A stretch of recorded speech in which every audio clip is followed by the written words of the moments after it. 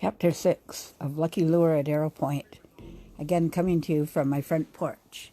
A little cooler outside today. Jamie had forgotten about the garden at the front of the house. He clapped his hands and knelt down before the daffodils to get a good look inside them. I thought they just came in bunches, he laughed, and he pushed his finger deep into the loam. A fern head, pushing up beside him, brought excited questioning, and the purple and gold of the crocus flowers brought a long drawn-out "oh" from him. "I think I'll make a gardener out of you," the old lady laughed. "Tomorrow you can help me pull some weeds. But let's be away now. And we always remember to shut the gate, because of the goats, dear," she reminded him.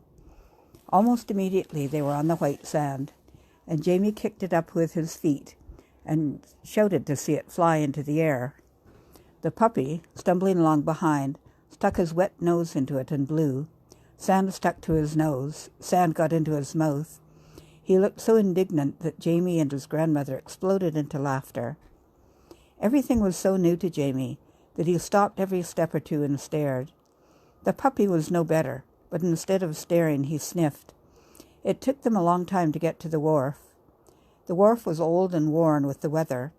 It stuck out into the water, bare except for a shelter, which served as a storage shed. Jamie explored it, but there was nothing there. He was disappointed. "When you get used to the water," his grandmother said cheerfully, "you will be able to sit out here with a line, a hook, and some dough for bait, and catch the squawfish that swim underneath the wharf." "All by myself?" "Your father used to fish out here by the hour." "Couldn't you fish with me?" "Now what would I be doing with a fishing line? Besides, the boards are too hard for me to sit on." "You could bring your rock or a net." "I think I'd be too lonely without you, even with Minty." Mrs. Turner considered. "Well, now, I suppose there's no real reason I couldn't bring that old brown rocker down here. It could stay in the shed when I wasn't using it, and you could leave your rod and line there too. I just never thought about it before." Jamie's pale face lit with pleasure. "We're going to have fun, aren't we, Grandma?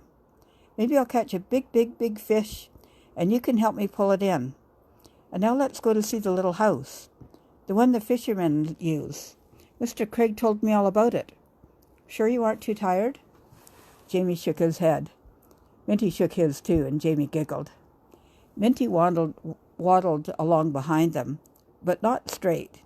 He got closer and closer to the edge of the dock. Suddenly he stopped and began to whine. Jamie turned to see what was the matter. "Come on, boy." "Oh, Grandma, he'll fall in." Mrs. Turner looked at the puppy. His short legs were spread apart, and he was leaning dangerously close to the edge. She moved towards him and scooped him up in her apron. Minty tried to squirm out. Mrs. Turner held him tightly.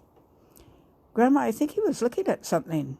Jamie limped near the edge. "Jamie, come back. Don't go so close." Jamie leaned over as far as he could.